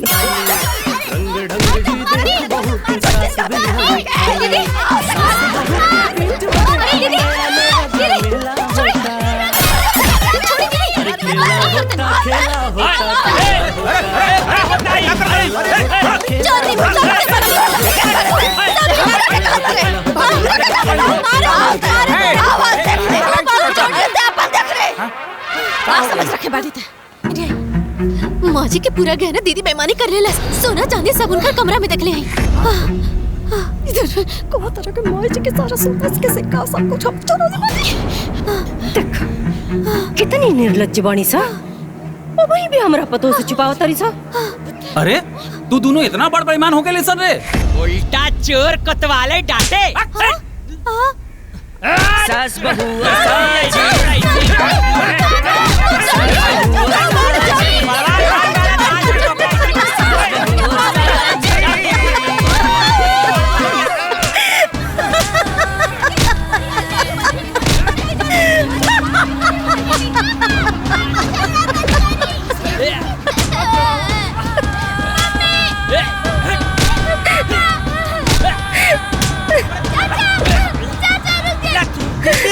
दीदी, जीजा, छोटकी बहन, ए जीजा, दीदी, 2 दिन हो गई। अरे कोई बाहर निकाला हमके। अरे सुना था क्यों? मोटका छोटका कितना चिल्लाता रहा सरे? कितना चिल्लाला? बाकी तोहनी का आवाज बाहर जाए वाला नहीं खे। क्या बा? क्यों ना सुनी तोहनी का आवाज? क्या बोला था? कहने से बोला था? कहने से बोला था? आवाज आवता? छोटू, मोटू, हाँ सुन ला कुछ। क्या कर आवाज आवता? ए भूत जी, केने बारू? सामने आवो ना, हम माफी मांगता नी। तोहनी का हाल करे वाला हम ही हई, तोहनी के दीदी के सास का आत्मा। आत्मा जी, सासू माता जी, गोर लगता नी। हमने बताई कैसे, हमने के ये में कौनो दोष नहीं के। अरे सारा दोस्त दीदी जीजा के बा, ओ लोगन की नियत में बेईमानी आइल बा। सही बोला था। दीदी के नियत में बेईमानी समाइल बा, और तोहनी के नियत में रे कितना उल्टा सीधा बोलले बड़ा सा हमरा के। केहू न सुनी तोहनी के आवाज, यही कमरा में बंद करके तोहनी के सड़ा दे। माता जी, हमने घर छोड़ के चल जाए। चिल्ला, क्यों न बचाई तोहनी के? और चिल्ला, आवाज बाहर न जाए तोहनी के। अब हमनी के मुलाकात ऊपर होगी। ए माता जी, चल गई नी का?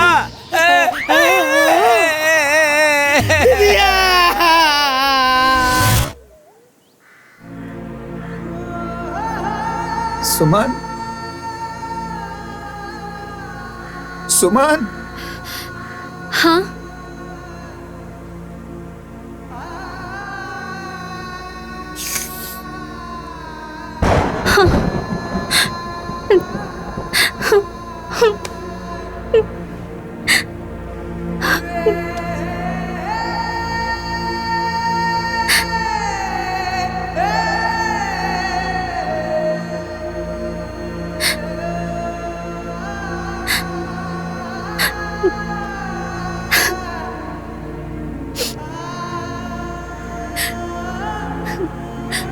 अम्मा जी, अभी अभी तय घर में हम आयल रहनिया और रहुआ हमरा के छुप के चल गई नहीं।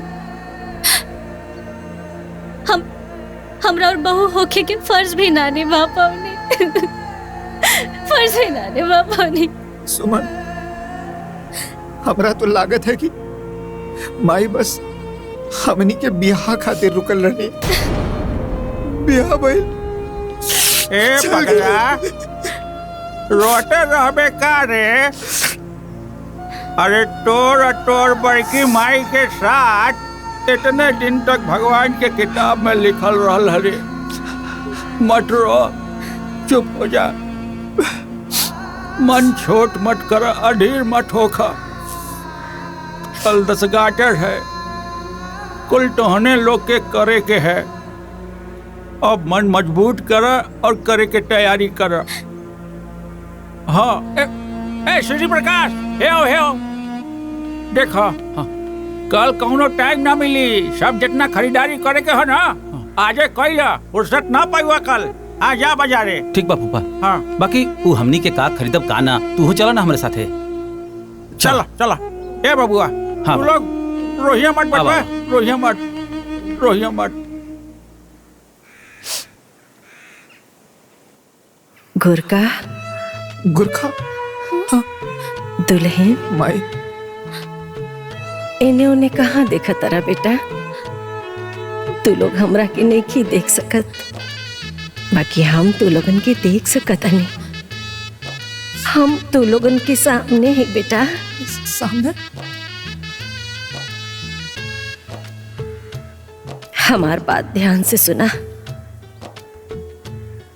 ये मृत्यु लोक है बेटा। यहाँ जे केहू भी आवेला ना,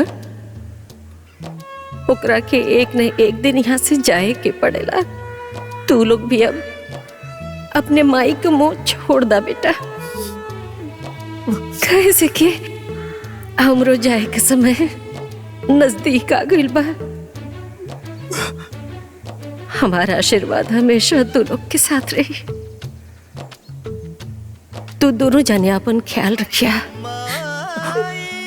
और एक बात ध्यान से सुना कि अगर हमरा पतो के परेशान कैला ना, हम फिर वापस आए और फिर तोरा गाले पर थप्पड़ लगाई। बुझाई?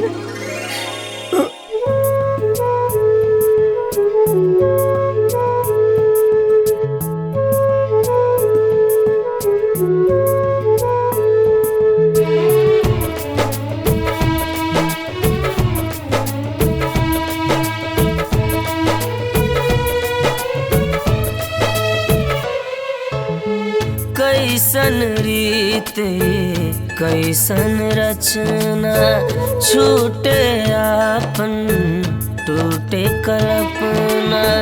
माया मोह सगे संबंधी, माया मोह सगे संबंधी, सब हो जाला रे बेगाना। खेल खत्म हो जाए जहिया है जाना रे जाना। खेल खत्म हो जाए जहिया है जाना रे जाना।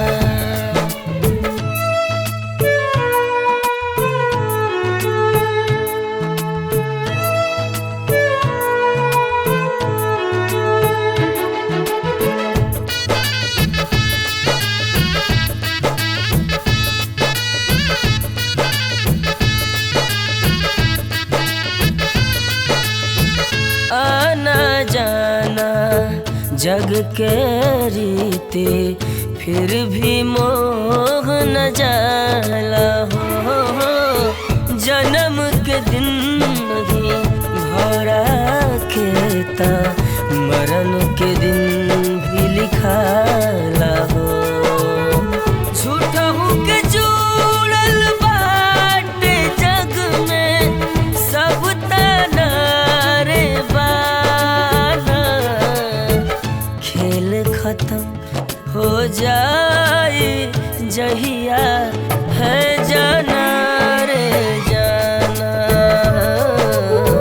खेल खत्म हो जाए जहिया है जाना रे जाना।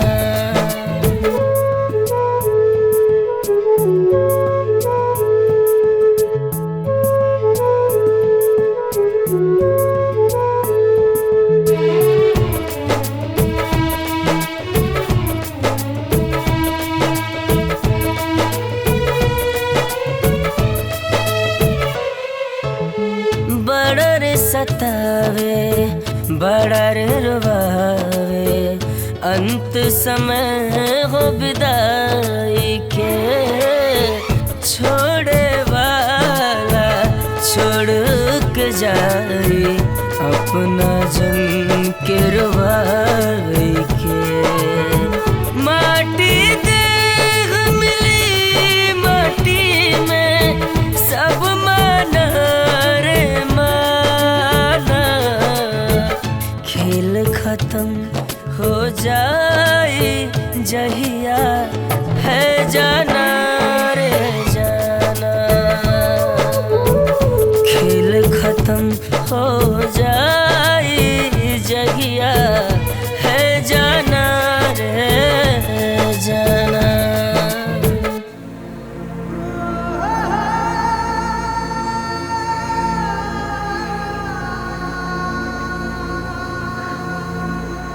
बबुआ, ये अंतिम खाना है तोहरे तरफ से तुहार बड़की माई के।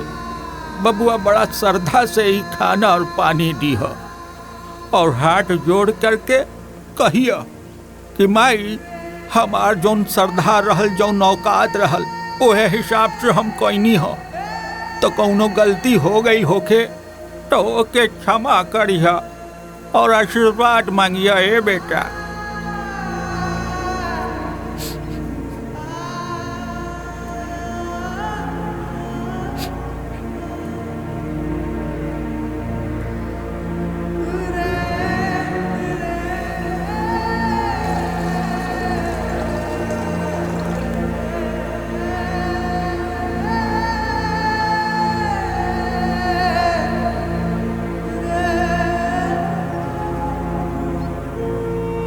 हे माई, आज हमरा तरफ से तोहार अंतिम खाना बा। हमरा जितना शक्ति रहल हम कईनी। अगर हमरा तरफ से कोनो गलती भइल तो हमरा के माफ करिया, और तू जहां कहीं भी बाड़ू हमरा ऊपर अपन आशीर्वाद बनाए रखिया।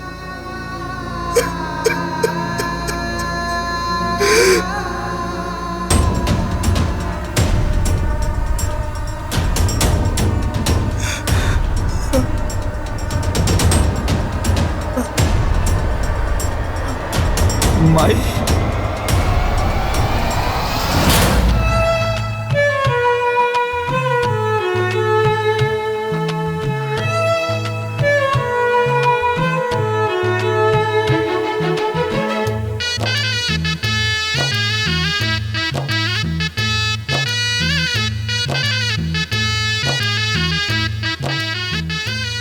जादू करनी हिया, जादू टोना से के आइल बिया, सारा खेला उहे खेलतिया। हाँ तब का घर में रखल खजाना गायब हो गई, इतना खोजला के बाद हो नहीं मिलल। हमरे करण अर्जुन के ई हाल हो गए। हाँ हमने के साथे जौन भइल वो भुला गए नी का? अरे ई झमेला के जड़ हुए दोनों हवे। सरवा हमनी के प्रॉपर्टी खातिर हमनी के कुत्ता बना देले बड़ा सन। हमनी के हमनी दुनिया दिखावनी जा, आज हमनी के आंख दिखावता। अरे अब कुल बीत गइल ना, अब यहीं से कुछ करा जा लोग। करे के काबा वो दोनों के जीवन लीला समाप्त करे के बा। टुकड़ा टुकड़ा काट के एहिचा घर में दफन कर दे, केहू के भनक तक न लगी। देखो जो आराम से देख देख देख देख क्या देख।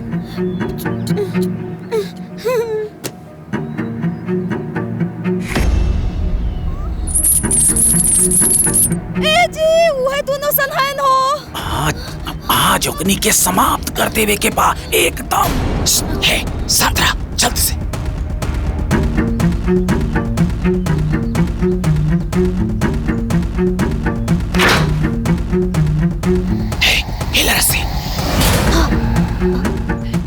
जैसे वो छोटकी अंदर आई, फटाक से रस्सी गाले में डाल के दोनों हाथ से कस के झूल जाए के बा, जब तक कि प्राण न निकल जाए। ठीक बा।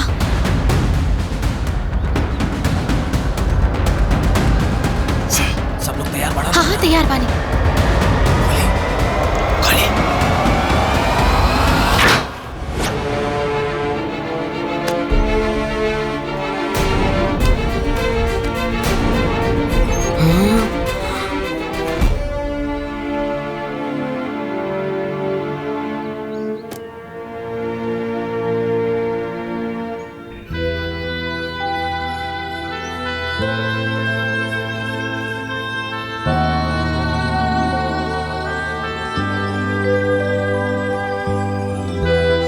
भैया और दीदी ये सब आप सब के हैं।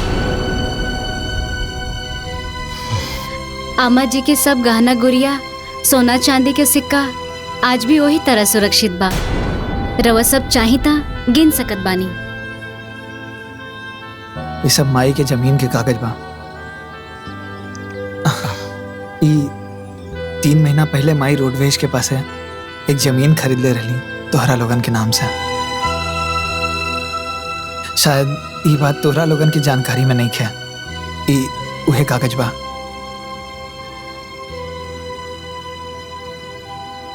और ये आमा जी के बैंक के बैलेंस और ये एफडी के कागज है। ये सब आप सब के हैं। और भैया तोहरा के तो पता बा ना कि जब हमार माई मर गल रहनी त तू हमरा के गोद में ले आके बड़की माई के दे देले रहला। ये अनाथ का अगर केहू सहारा बनलस तो वो तुहे रहला भैया। और मजला भैया तो हमरा के कब्बो खुद से दूर ना कैली।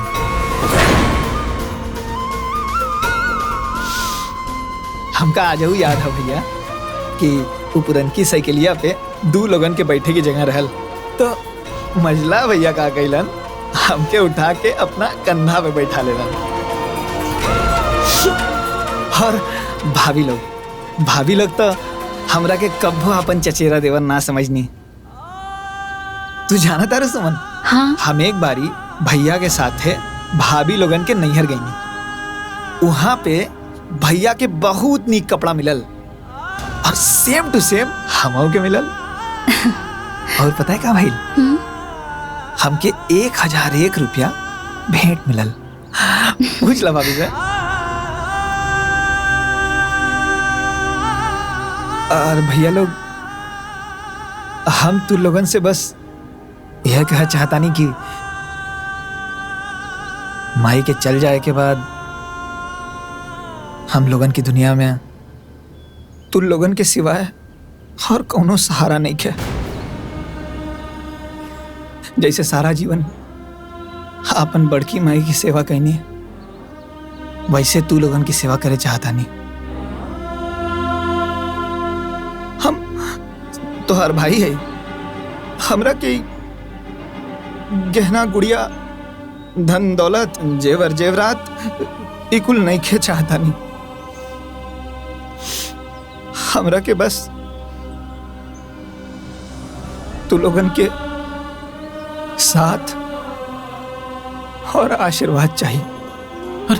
ए बाबू, ए संतोष, अरे नारे, अरे हमनी के तोहरा लोग के कितना गलत समझत रहनी हरसन रे। तोहरा लोग के ना का से का सोचत रहनी हमनी के, पर ना तू ता हमनी के आँख खोल देला हो, आँख खोल देला। हमने तो राम ना बन पौनी जा, लेकिन तू लक्ष्मण बन गया। हे संतोष, माई सही कहत रहली कि हमने भले सगा बेटा बानी, तू सगा बेटा से पढ़ के बड़ा। धन दौलत गहना गुड़िया ये सब कुछ ना चाहिए हमनी के, कुछ ना चाहिए रे बाबू, हमनी के कुछ ना चाहिए। अरे माही के चल गईला के बाद ना तू ही घर के असली मालिक बाड़े। बस एक उम्मीद करता नहीं रे बाबू कि हमनी के जब जब शहर से आई ना, तब तक अपना भाई के बड़ भाई की तरह हमनी के आदर और सम्मान दिए रे बाबू। ये सम्मान सारी जिंदगी रही भैया। हमने बड़ा हुए के बड़प्पन तो ना देखा पौने, बाकी तू सन छोट हुए के पर बहुत अच्छे से निभावले है। हमने का माफ कर दे, छोट की माफ कर दे रे। ना दीदी, आप लोग तो हमार गार्जियन है, और गार्जियन माफी ना मांगेला, गार्जियन तो आशीर्वाद देवेला। ए छोटको, कबो कबो बढ़ानों से गलती हो जाला, अपन बड़ बहन समझ के माफ कर दिया। अरे दीदी, बड़ लोग माफी ना मांगेला, अरे बड़ गार्जियन तो आशीर्वाद देवेला। ए छोटकी बहन, छोटकी बहना, करो तू भाई, हम दोनों है तेरे भाई। अब हमको यही कहना, हमारे पास है 3-3 महीना।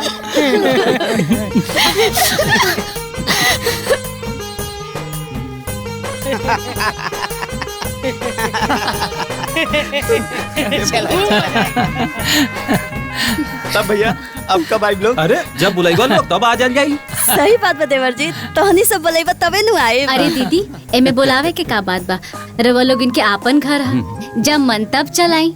हमनी के सेवा खातिर तैयार बनी जा। अच्छा तो ठीक बात है, जल्दी से खुशखबरी दा, देखा हमने कैसे भागल आइन सब।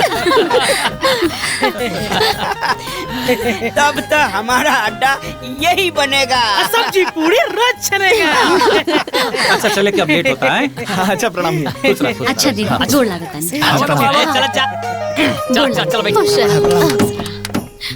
खुश रही, खुश रही, अपन ख्याल रखिया। अरे हवा लोग लेट होता। चल चल,